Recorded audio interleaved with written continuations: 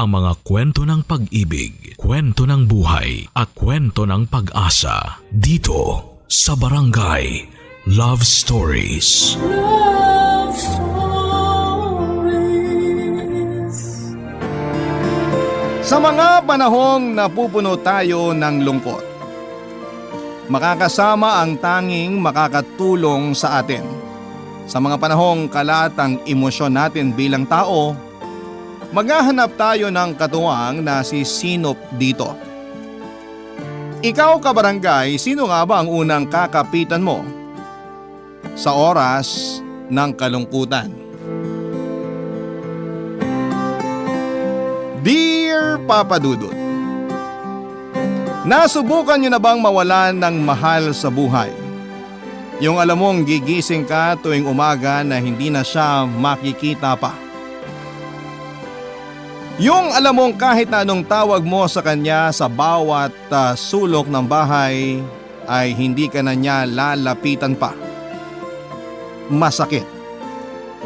Walang kasing sakit ang malamang isang araw ay hindi mo na mababawi pabalik ang mahal sa buhay na pinahiram sa iyo ng Panginoon. Kaya sana sa mga makakarinig ng aking kwento, magawa ninyong pahalagahan ang mga mahal ninyo sa buhay.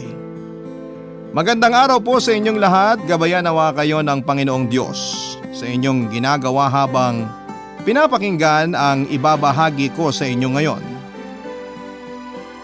Ako nga pala si Tatay Josefino, 70 years old, Papa Dudut. Nangyari ang aking kwento may 5 taon na ang nakakaraan. Isa yon sa mga mabigat na pangyayari sa buhay ko at hindi ko yon pwedeng makalimutan, Papa Dudut. Namatay ang kabiyak kong si Nadia dahil sa matagal na iniindang sakit.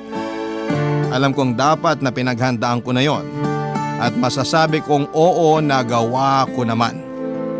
Pero iba pa rin ang pakiramdam kapag tinamaan ka ng realidad at nangyari na ang pinaghandaan mo. Hanggang ngayon naaminin kong kapag naaalala ko si Nadia ay parang sariwa pa rin ang sugat na iniwan niya mula noong nawala siya sa buhay ko. Hindi ko maaaring makalimutan noon ang mga unang araw na wala na si Nadia sa piling ko. Tanging kasama ko noon na nagluluksa ang anak kong si Laila na nooy 25 anyos pa lamang. Siya ang naging katuwang ko sa mga panahon, Papa Dudut, na nilalamo na ako ng lungkot at kawalan ng gana at pag-asa sa buhay.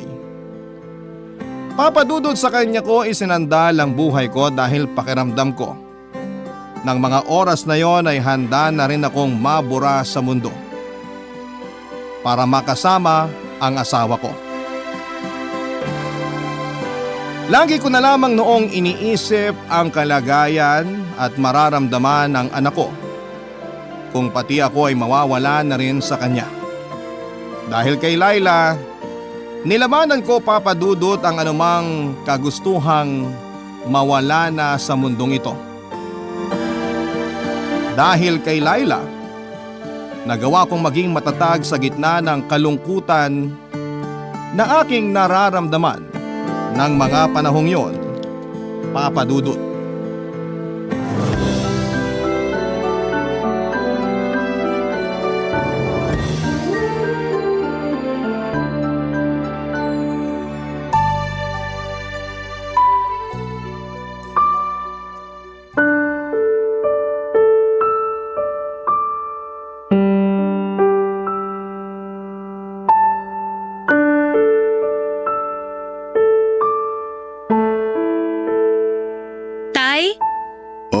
Laila, bakit?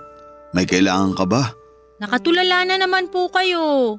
Hindi ka na nasanay sa akin. Ganito naman ako lagi. Ilang beses ko na kayong tinawag pero parang di nyo ako narinig. Alam mo naman kapag nagkakaedad na, humihina na ang pandinig. Ay, hindi naman kasi pandinig nyo yung problema eh. Lagi lang talaga kayong wala sa sarili. Hindi naman. Pagod lang siguro ako. May hina na ang mga buto ko. May hina na rin ang diwa ko. Kaya ganun. Buong araw lang kayong nakakulong dito sa kwarto nyo ni nanay. Ayaw nyong lumabas. Delikado nang lumabas para sa mga matatandang katulad ko. Kahit man lang sana sa garden natin kayo pumunta. Magpahangin man lang. Saka na. Alam niyo po bang mataas na yung mga damo dun sa garden? Napabayaan na rin yung mga halaman ni nanay. Patay na karamihan. Ganun siguro talaga. Lahat naman namamatay. Tay naman. Kapag nakabawi ako ng lakas, hayaan mo't aayusin ko lahat doon. Sa ngayon, ayos lang ako nakakulong dito sa kwarto. Napakainit dito sa kwarto nyo. Ayaw niyo man lang buksan yung mga bintana. Baka naman ma-stroke na kayo niyan sa ginagawa nyo. Hayaan mo na. Sa ganitong ayos ng kwarto ko huling nakasama ng buhay ang nanay mo. Gusto ko lang namnamin yung mga alaala niya rito bago siya nawala.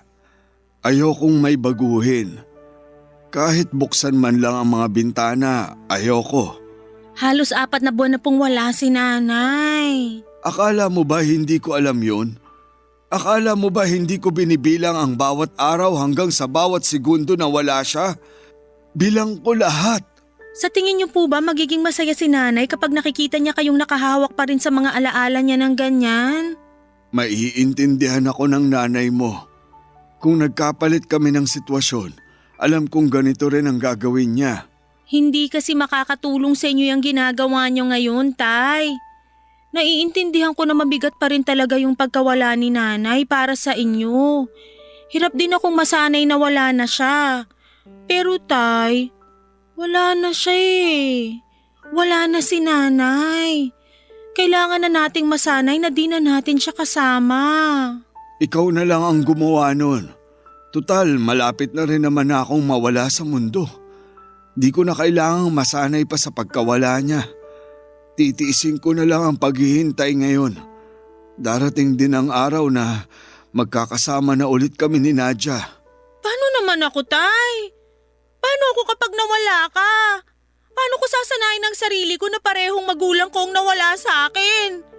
Ganun na rin ba ang dapat kong gawin? Gayahin ko na lang din ba kayo? Hihintayin ko na lang yung araw na magkakasama na tayong 3 kung saan? Laila, makinig ka. Hindi, Tay! Kayo ang makinig sa akin! Kung kayo handa nang makita si nanay sa langit, ako hindi pa! Hindi pa ako handang mawalan ng tatay! Huwag naman kayo magmadaling mawala! Si nanay lang naman ang nawala, andito pa ako! Buhay pa ako! Bakit di niyo magawang lumaban para sa akin? Ako yung buhay, Tay!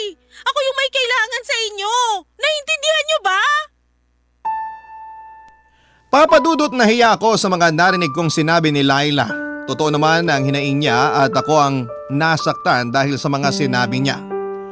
Napabayaan ko na ang aking sarili dahil iyon lang ang nakikita kong paraan para mapaaga ang pagkawala ko sa mundo. Masyado kong sabik na makasama na sa kabilang buhay ang asawa ko na hindi ko man lang naisip na meron pa akong anak na umaasang magiging maayos ako.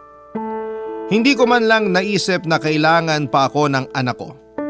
Napaiyak na lamang si Laila dahil naghahalo-halo na marahil ang lungkot at galit na nararamdaman niya ng mga panahon na yon. Lungkot dahil sa pagkawala ng nanay niya at galit para sa akin dahil ayoko nang lumaban pa. May karapatan siyang magalit sa akin at gusto kong ihingi yon ng tawad sa kanya noon. Pero agad na rin siyang lumabas ng kwarto para iwan ako. Hindi na rin ako nakagalaw pa at nanatili na lamang nakaupo sa silya habang nakaharap sa kama naming mag-asawa. Muli kong binalikan ang mga araw na lagi ko na lamang binabantayan si Nadia, lalo na noong mga panahong pabagsak na ang kanyang katawan. Napakalakas ng buntong hininga ko habang itinigil ang pagbabalik sa nakaraan. Nung nabubuhay pa si Nadia, wala kaming ibang ginawa kundi ang sariwain ng nakaraan. Mula noong nawala siya, isang malaking parusa ang pagsariwa sa mga ala-alang yon.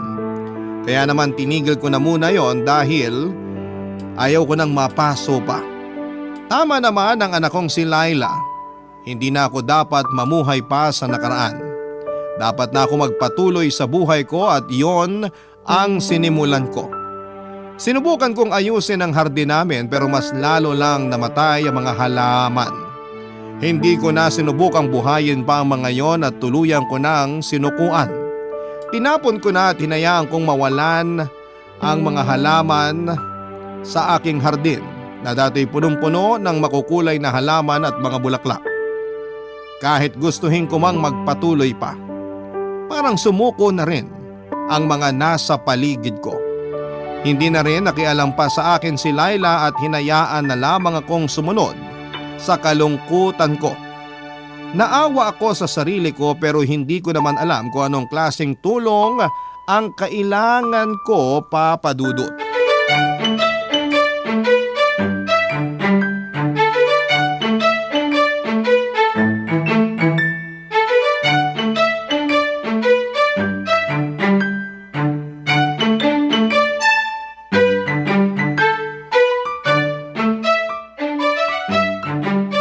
Tao po! May tao po ba rito? Tao po! Sino ba yan? Pabukas naman po ng gate nyo. Bakit kita pagbubuksan? Di naman kita kilala. Kayo po ba si Lolo Josefino? Kung makatawag ka ng lolo sa akin, ilang taon ka na ba? 40 po. Konti lang naman pala ang agwat natin. Kuya Josefino na lang ang itawag mo sa akin. Kayo po ang asawa ni Ate Nadia. Sino ka ba kasi? Sol nga po pala. Ako yung paboritong parlorista ng asawa nyo. Ako po yung madalas na nagkukulot sa kanya bago magpasko. Anong kailangan mo? Ibabalik ko lang po sana tong shawl niya na naiwan sa parlor. Isabit mo na lang dyan sa gate. Kukunin ko mamaya. Ayaw nyo man lang ba akong papasukin? Hindi nga kita kilala. Sol nga po. Hindi lang pangalan ang basehan ko para makilala ang isang tao. Kung magkukwento po ba ako sa inyo tungkol sa asawa niyo, magtitiwala na kayo sa akin? Hindi ko alam. Paborito ng asawa niyo tong shawl na hawak ko ngayon. Sabi niya, madalas daw nilalamig ang leeg niya kahit tag-araw. Tsaka ginagamit daw niya tong shawl na to para panlaban sa pangingiliti niyo sa kanya sa leeg. Isabit mo na lang yan sa gate, tapos umalis ka na. Sa pagkakakwento ni Ate Nadia, mabait daw kayo. Parang hindi naman. Pumunta ka ba rito para mang-insulto? Pumunta po ako rito para ibalik ang shawl ng asawa niyo. Iwan mo riyan sa gate at umalis ka na. Condolence po pala. Masyado nang huli ang condolence mo. Hindi pa naman huli. Ramdam ko pa rin naman na nagluluksa kayo. Makakahabol pa yung condolence ko. Hindi nga kita nakita sa lamay ng asawa ko. Umuwi po kasi ako sa probinsya namin sa Aklan. Namatay kasi yung kakambal ko. Condolence. Salamat. Sana hindi ka na nagluluksa ngayon. Hindi naman matatapos ang pagluluksa natin sa mga nawala nating mahal sa buhay. Nasasanay lang tayo na bit-bit yung sakit ng pagkawala nila. Hindi magandang masanay sa sakit. Pero sa pinapakita nyo ngayon, parang gusto nyong masanay sa sakit. Alam nyo, mas magiging masaya si Ate Nadia kung hindi kayo babaguhin ang pagluluksa nyo dahil sa pagkawala niya. Ang dami mong sinasabi magbabalik ka lang naman ng balabal. Kasi ayaw nyo akong pagbuksan ng gate para maibalik ko na to ng maayos. Napadrama patuloy ako ng di oras. Hindi kita pagbubuksan dahil di kita kilala. O sige, ganito na lang. Itatali ko sa gate nyo tong shawl. Babalik na lang ako sa susunod. Bakit kailangan mo pang bumalik? Para makilala nyo na ako. Hindi na ako nakipagtalo pa kay Sol, Papa Dudut. Hinayaan ko siyang itali ang shawl ng asawa ko sa gate. Pagkatapos ay kinawayan niya ako. Senyales na aalis na siya. Hinintay ko siyang makalayo bago ko pinuntahan ang shawl. Kinalas ko ito at sa pagkakatali sa gate. Nakaramdam akong muli ng lungkot nang mahawakan ko ang shawl ni Nadia. Yun nga ang paborito niya at masaya akong naibalik na yon sa aking mga kamay. Binili kong regalo yon sa kanya noong nagpunta ako sa isang lumang simbahan sa Capiz. Kulay asul ang shawl na yon at siya kaagad ang una kong naisip nang makita ko yon. Natuwa siya nang inuwi ko yon sa kanya at mula noon ay palagi na niya yung ginagamit. Nagpapahid muna siya madalas ng ointment sa leeg niya bago niya ginagamit ang shawl. Totoo naman ang sinasabi ni Sol na lamigin ang lieg ng asawa ko. Kaya nga naisip ko ring bilhin ang shawl na yon sa kanya dati. Totoo din ang sinasabi ni Sol na mahina ang lieg ni Nadia. Mahina ito sa kiliti. Kaya naman para makaiwas sa paglalambing at pangingiliti ko sa lieg niya, ang shawl na yon ang madalas niyang panangga sa akin. Bigla tuloy nanikip ang dibdib ko sa pag-alalang muli kay Nadia. Nagmamadali na akong pumasok ng bahay para labhan ang shawl. Habang naglalaba ay hindi ko maiwasang mapaiyak dahil parang nararamdaman ko muli ang balat ni Nadia sa shawl na hawak ko. Nang natapos akong maglaba ay piniga ko yon ng ilang beses at sinubukang plantsahin para matuyo kaagad. Gusto ko kasing itabi yon sa kama bago magdilim. Para bang sa ganong paraan noon ay maramdaman kong katabi ko si Nadia sa kama namin. Hindi nakatulong ang plancha para matuyo ng maayos ang shawl pero wala na akong pakialam. Tinuto ko na lamang ang electric fan sa shawl para makatulong na mapabilis ang pagtuyo nito. Nahiga na rin ako sa kama habang hawak ang shawl. Pero mukhang imposible nang matuyo ang shawl dahil nababasa lang muli yon ng mga luha ko na tuloy-tuloy lang ang pag-agos. Habang binabalikan ang mga ala-ala ng asawa ko habang gamit ang shawl na yon. Diyos ko, Papa Dudut. Naitanong ko, Papa Dudut, makakatakas pa ba ako sa kalungkutang yon? Ang huling maiksing dasal na aking inusad bago ako tuluyang nakatulog ng gabing yon. Papa Dudut. Barangay Love Stories. Barangay Love Stories. Sa paglipas ng mga araw ay mas lalong naging mabigat ang sitwasyon ko. Kung sino man ang nagsabi na oras ang makakapaghilom sa puso ay gusto kong sigawan. Habang nagpapatuloy ang pagtakbo ng oras ay nagpapatuloy din ang sakit. Hindi na ako makabangon pa sa nararamdaman kong lungkot sa pagkawala ni Nadia. Nagbalik ako sa pagkukulong sa kwarto at hinayaan lamang ako ni Laila. Wala na rin siyang magawa at naiintindihan ko siya kung sakaling sumuko na siya na kumbinsihin akong ipagpatuloy lang ang buhay ko. Kahit naman kasi ako ng panahong yon ay sinukuan ko na rin ang sarili ko. Oras na lang ang hinihintay ko para muli kaming magkasama ni Nadia. Kung nasaan man siya naroon. At dasal ko na sana ay mapadali na yon. Pero mukhang wala pang plano ang nasa itaas kung kailan niya ako papayagang makasamang muli ang asawa ko. Hindi ko alam kung ilang timbaba ng luha ang kailangan kong sayangin bago makita ng Diyos na kailangan ko nang makita ang asawa ko. Walang gabi na hindi ko pinanalangin na sana'y mangyari na ang pagkakataon na muli ko nang mahahawakan si Nadia at makwento sa kanya ang hirap ng pinagdadaanan ko mula noong nawala siya sa piling ko. Papa Dudut, naiinip na ako at minsan ay gusto kong ako na lamang ang gumawa ng paraan para matapos na ang paghihirap ko. Gusto kong ako na lang mismo ang mag-decide kung hanggang saan na lamang ang buhay ko. Minsan ay sinubukan kong wakasan na ang buhay ko. Nagkulong ako sa kwarto at sinakto ko na umalis si Laila. Hinanda ko na ang sarili ko at humingi ako ng tawad sa Diyos sa desisyon ko. Handa na ako noon na mawala sa mundo hanggang sa nakarinig ako ng katok. Hindi ko na sana yon papansinin pa pero naistorbo na ako at nawala na ang focus ko sa ginawa ko. Lumabas ako ng kwarto at nagtungo sa pintuan para buksan yon at tumambad sa akin si Sol, ang makulit na parlolista ng asawa ko. Mas lalo akong nakaramdam ng galit dahil inestorbo na naman niya ako, lalo na sa mga oras kung kailan kailangan kong mapag-isa para maisagawa ko na ang plano kong mamaalam sa mundo.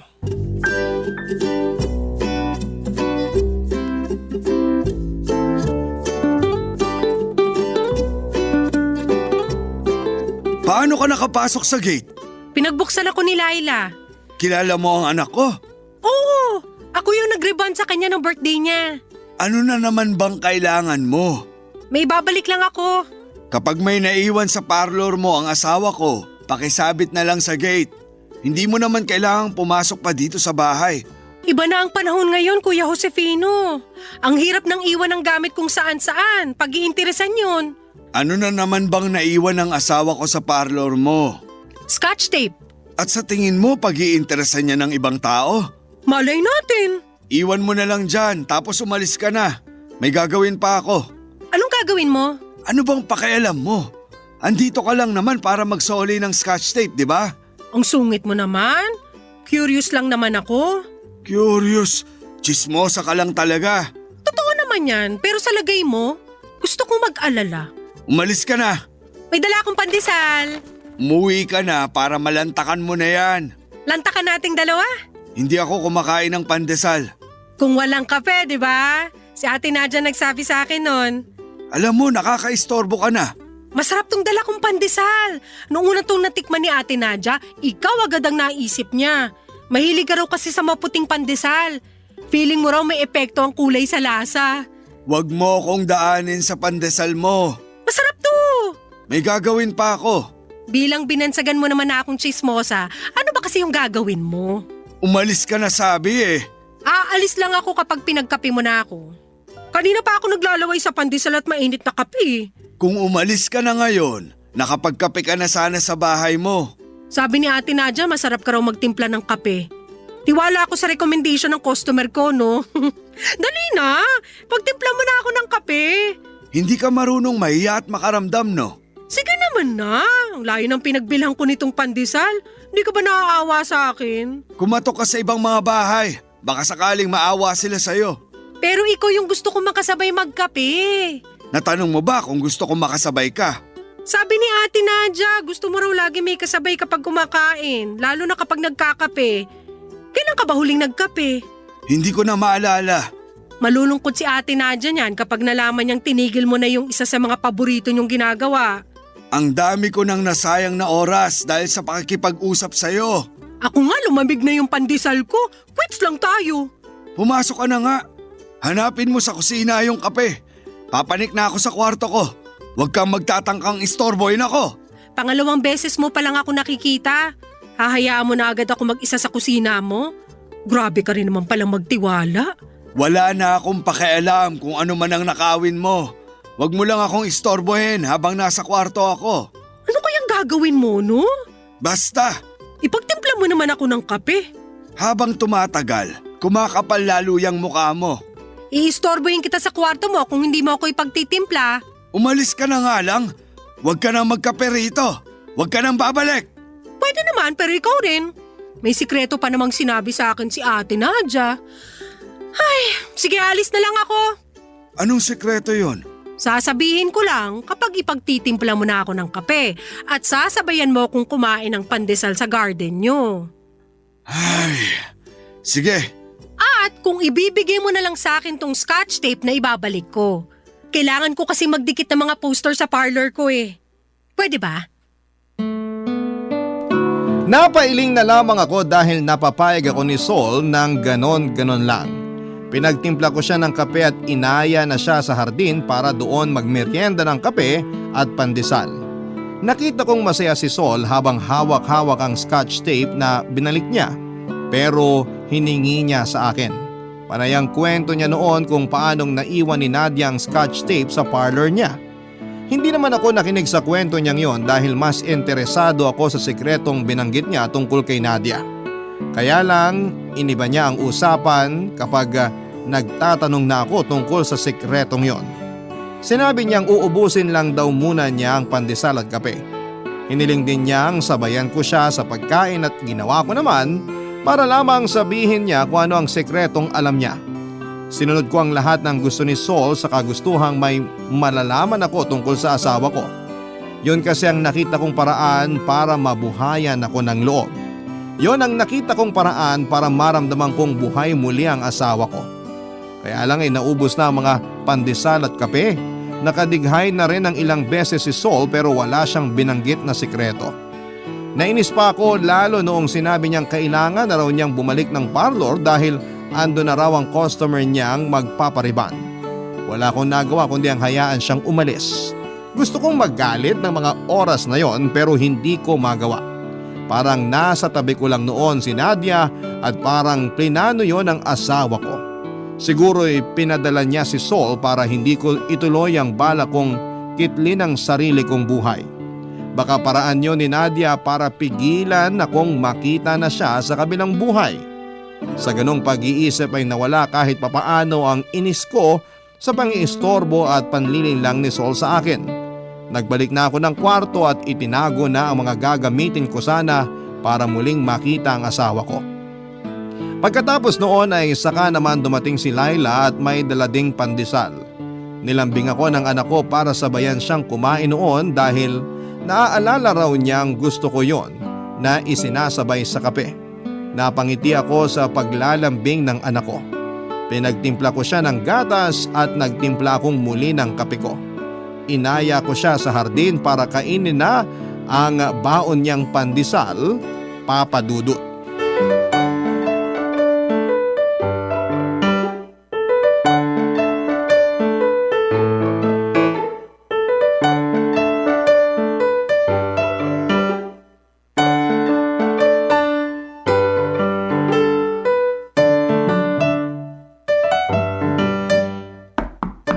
Kuya Josefino, alam ko nandiyan ka. Pagbuksan mo ako dali. Andito ka na naman.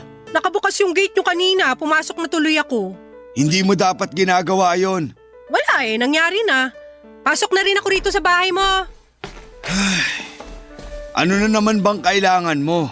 Mangungulit ka na naman ba? Mag-aalok ng pandesal? Walang pandesal. Matindi pa pagkasuya ako dun sa dala ko nung nakaraan. Bigas naman ang dala ko ngayon. Huwag mong sabihing naiwan din niya ng asawa ko sa parlor mo. Ilang buwan nang wala ang asawa ko. Baka binukbok na yung bigas na dala mo. O hindi bago to. Pinangbayad sa akin ng umutang sa akin. Galing Nueva Ecija. Di ba masarap ang bigas dun? Wala akong pakialam. Umalis ka na. Magpapahinga na ako. Nasira kasi yung rice cooker ko sa bahay. Makikisahing sana ako sa'yo para matikman ko tong bigas. Bagong giling pa naman.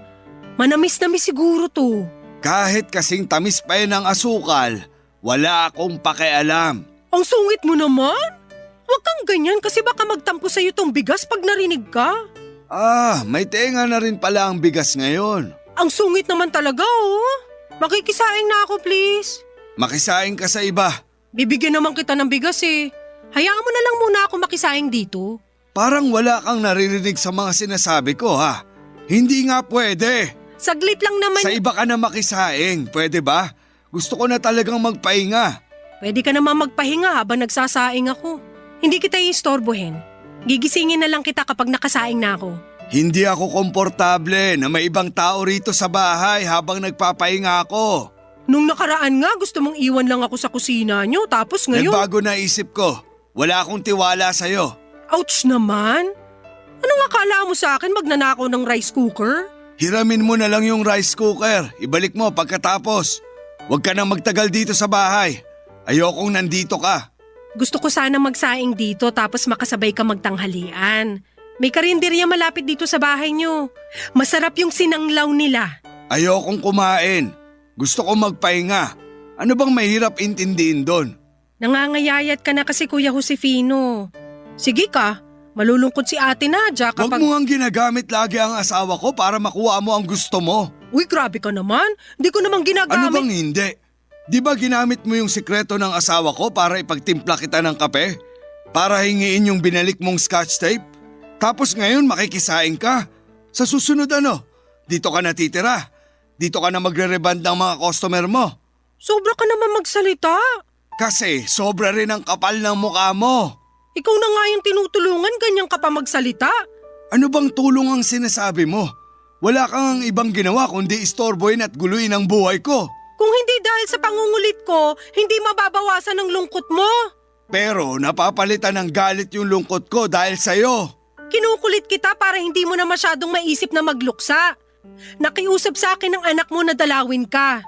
Kasi nga lagi ka na lang malungkot at walang ginagawa. Nag-aalala ang anak mo sa'yo. At sigurado ko nag-aalala rin sa'yo ang asawa mo. Wala kang pakialam kung ano man ang gusto kong gawin sa buhay ko. Pero sana, magkaroon ka ng pakialam sa mga taong nakapaligid sa'yo. Sa mga taong nag-aalala para sa buhay mo.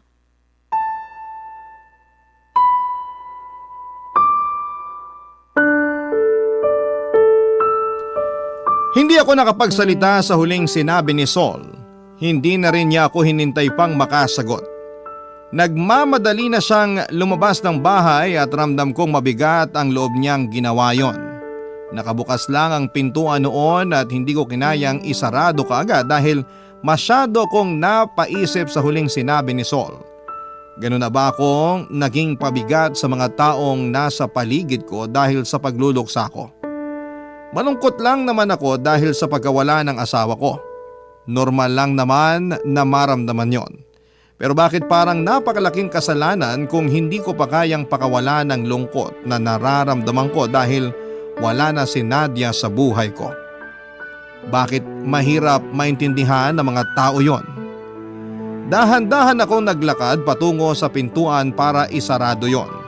Nakasandal lamang ako sa pintuan habang nag-iisip. Tama nga naman si Sol. Mahirap mang aminin noon pero tama talaga si Sol. Naging pabigat na ang nararamdaman ko sa mga tao sa paligid ko.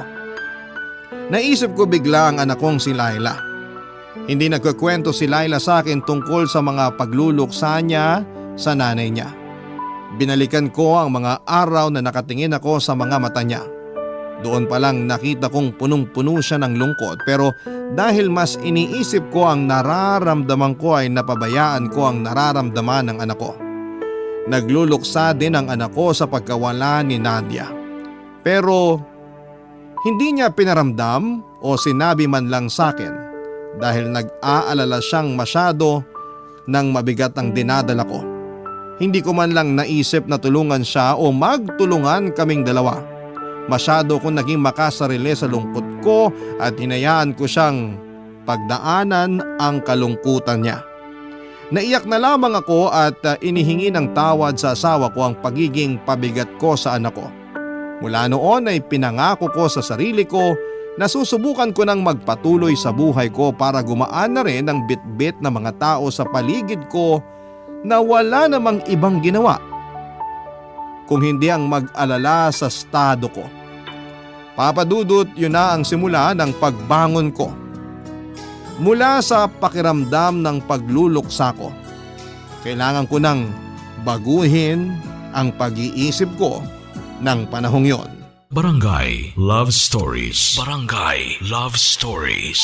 Hindi na muling nagpakita pa si Sol matapos ng naging argumento naming dalawa. Nakahinga naman ako ng maayos dahil bumalik muli ako sa dating routine ko, ang maging mag-isa habang nakakulong sa kwarto naming mag-asawa. Wala akong ibang ginawa kundi ang gumising sa umaga, tumulala sa kisame at bumangon sa kama, at pagkabangon sa kama ay mauupo akong saglit sa silyang nakaharap sa kama. Tulala akong muli at saka ko pupuntahan ang aparador ng mga damit ni Nadia. Bubuksan ko ang aparador at mamimili ako roon ng naiisip kong isusuot ni Nadia kung sakaling buhay pa siya. Natutuwa akong inaamoy ang mga yon na pinaghalong amoy ng aparador, sabon at kalumaan. Pagkatapos noon ay muli akong makakaramdam ng pangungulila sa kanya. Isasarado ko ang aparador at saka ako magpapasyang lumabas ng kwarto para magtimpla ng kape at tumambay sa pasira at lantang hardin namin. Yun na ang routine ko dati pa pero ng panahon na yon. Napaunawa sa akin ni Sol ang kawalan ng pakiko sa mga nararamdaman ng iba ay doon ko biglang naramdamang ihinto na ang mga nakasanayan kong yon. Isang araw, Miyerkules yon, papadudot, ay naligo ako at nagsuot ng polong pangalis. Matagal na rin mula nung huli akong nagsuot ng damit na pangalis. Doon ko na lang din nasuot ang sapatos kong balat at hindi na ako komportabling isuot pa yun, pero kailangan kong sanayin kung gusto kong makabalik sa dating ako. Noong nakagayak na ako ay hinarap ko ang salamin at pinagmasdan ang sarili ko. Hindi na talaga ako sanay na makita ang sarili kong nakaayos. Madalas ay nakasuot lamang ako ng puti o kulay abong sando at shorts. Nang mga panahon na yon ay nagawa ko pang magsuklay ng buhok at plinano ko na ring magpagupit dahil halos hindi ko na makilala ang sarili ko sa buhok kong kulang na sa aruga. Nang makontento na ako sa itsura ko ay saka ako nagtungo sa kusina para kunin ang rice cooker at isang nakabalot na bagong biling bigas. Napangiti ako habang papalabas ng bahay, nag-aabang ako ng tricycle at nagpahatid na sa parlor ni Sol. Kabado man at hindi sigurado pero alam kong kailangan ko na siyang harapin at kausapin. At nung nakababa na ako ng tricycle ay bumungad na kaagad sa akin ang bintana kung saan ay tanaw ko si Sol na nakaupo at nag-aabang ng customer. Siya lang ang tanging nasa loob ng parlor kaya mas lumakas ang loob kong puntahan siya, Papa Dudut.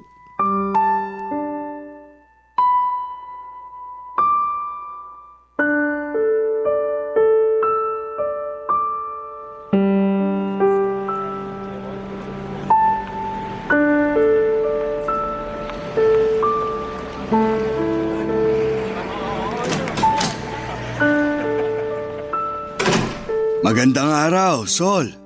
Walang maganda sa araw kung ikaw ang bubungad, Kuya Josefino. Josefino na lang. Hindi naman ganun kalayo ang agwat ng edad natin, di ba? Lolo nga ang tawag ko sa iyo eh. Pinigilan mo lang. Naalala mo pa pala yun. At naalala ko rin kung paano mo ako pinakitaan ng kagaspangan ng ugali. Pagpasensyahan mo na. Sadyang tumatanda na kasi. Anong kailangan mo? Kailangan mo ba ulit ng mababastos? Dala ko yung rice cooker ko. O tapos, gusto mong ulamin yan. Ang sungit mo naman. Ganito mo rin naman ako pinakitunguhan ng mga nakaraan, di ba? May dala rin akong bigas. Binida sa akin ang pinagbilan ko na galing daw to sa Nueva Ecija. Di ba yung bigas na dala mo noon galing ding Nueva Ecija? O tapos? Naisip ko lang na baka gusto mong makipagpaligsahan kung kaninong bigas ang mas masarap. Marunong ka rin palang tumawa, no? Sabi ni Nadia, tawa ko raw ang pinakamagandang tunog na narinig niya sa buhay niya. Hindi ko alam na may pagkasinungaling pala si Ate Nadia. Grabe ka naman sa asawa ko. Kung ayaw mo makapagsalita pa ako ng di maganda, mabuti pa umalis ka na. Baka makasagabal ka lang sa mga customer ko. Ayaw mo man lang bang subukang gamitin tong rice cooker ko? Magandang klase to. Padala ng hipag ko galing Saudi. May bago na akong rice cooker. Pwede pa magluto ng hotdog dun. Etong bigas ko, ayaw mong subukan? Diet ako. Mas bagay sa'yo kung may laman ka ng konti. Hindi mo kailangang mag-diet. Ano bang problema mo? Nung isang araw lang ayaw mong nakikita pagmumukha ko. Tapos ngayon halos idikit mo na sa mukha ko yung rice cooker mo.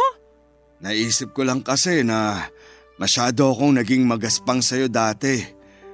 Gusto mo lang namang makatulong sa pinagdadaanan ko. Sana dati mo pa naisip yan. Kaya nga humihingi na ako ng tawad sa'yo. At sana pagbigyan mo na akong ipagmalaki sa'yo itong rice cooker at bigas ko. Iwan mo na lang dyan. Kapag nagutom ako, magluluto ako. Salamat. Hindi pa rin kasi ako kumakain. Pwede kumain ka sa bahay mo. Parlor to. Wala kang makakain dito maliban na lang kung gusto mo ng pangkulot o gunting. May karinderya sa tapat nitong parlor mo. Pwede tayong bumili ng kakainin doon habang nagsasaing. Hindi na. Ikaw na lang kumain kung gusto mo. Doon ka na rin makisaing kung papayag sila. Gusto ko sanang ikaw yung makasabay ko eh. Hindi ako gutom. Pinagkanulo ka agad ng tiyan mo. Ang lakas ng pagkulo eh. Hindi ako pwedeng kumain hanggat hindi ako nagkakaroon ng customer. Kahit isa lang. Tradisyon ko yun sa parlor ko. Oh, sakto naman pala. Kailangan ko rin magpagupit. Ilang buwan na akong hindi nakakadalaw sa barbero. Hindi ako marunong gumupit ng buhok ng lalaki. Pero may kaya akong gawin sa buhok mo. Ano? Pwede nating kulutin. Ano ba namang kulutin? Di naman bagay sa akin maging kulot.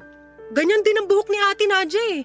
Nung huli ko siyang kinulot, parehas kayo ng haba ng buhok. Ano, gusto mo ba? Kaya mo bang gayahin eksakto yung buhok ni Nadia? Parang gusto ko nga ng ganun. Mahigit 1 dekada kong hinawakan ng buhok ni Ate Nadia. Ngayon ka pa ba magdududa? Sinimulan ko ng hugasan ng bigas at isinalang na yung sinaing sa rice cooker habang si Sol naman ay hinahanda na ang gagamitin niya sa pagkulot sa akin. Kinuha na ni Sol ang pangkulot niya at binida niyang yon ang ginagamit niya madalas kay Nadia. Sinabi ni Sol na si Nadia ang bumili ng sariling pangkulot nito dahil gusto niyang siya lamang ang gagamit ng mga yon. Naluha ako habang hinahawakan ang pangkulot na yon, na para bang nahawakan kong muli ang mga kamay ng asawa ko. Sinimulan na ni Sol ang pagkulot sa akin at parang nakaramdam ako na gumaan ang loob ko habang ginagawa niya yon. Nakatingin lang ako sa refleksyon ko mula sa kanyang salamin. Nagkwento rin si Sol tungkol sa mga ala-ala niya kay Nadia at sinabayan ko rin siya papadudot. Nagkatawanan kami tungkol sa pagkakakilala namin sa asawa ko. Buong proseso ng pagkukulot ay nakatingin lamang ako sa mukha ko. Hindi ko eksaktong masabi pero parang umaliwalas ang mukha ko noon. Yun marahil ang epekto nung tinanggap ko na ang katotohanang wala na ang asawa ko sa mundo. Tinanggap ko ng buo at may kapayapaan sa aking puso. Nang matapos kami sa pagkukulot ay natawa na lamang ako sa itsura ko dahil nanibago ako. Napaluha akong muli dahil ganon eksakto ang pagkakakulot ng buhok ni Nadia tuwing sasapit ang Pasko. Namalayan ko rin na naluluha si Sol habang nakatingin sa akin, marahil ay naaalala niya si Nadia. Nagkatinginan kaming dalawa at yun na ang simula ng maayos naming pagkakakilala. Naging magkaibigan kaming dalawa at yun ang naging daan para maging masaya akong muli. Nakabuo muli ako ng routine sa tulong ni Sol. Tinulungan niya akong ayusin ang hardin sa bahay tuwing walang gaanong customer sa parlor niya. Si Sol na rin ang nakakasama ko noon sa pagmemeryenda ng pandesal at kape habang ibinibida sa isa't isa ang mga magagandang nangyari sa amin sa araw na yon. Sa gabi naman ay magkakasabay kami ni Laila na kumain ng gabihan. Maski ang anak kong si Laila ay natuwa sa pagbabago ko. Nakita niyang masaya na akong muli kahit na wala na si Nadia. Masaya na rin naman ako kahit paminsan-minsan ay nakakaramdam pa rin ng pangungulila kay Nadia. Pero mas matimbang ang kasiyahan sa puso ko at dahil yon sa pagkakaibigan namin ni Sol Papadudut.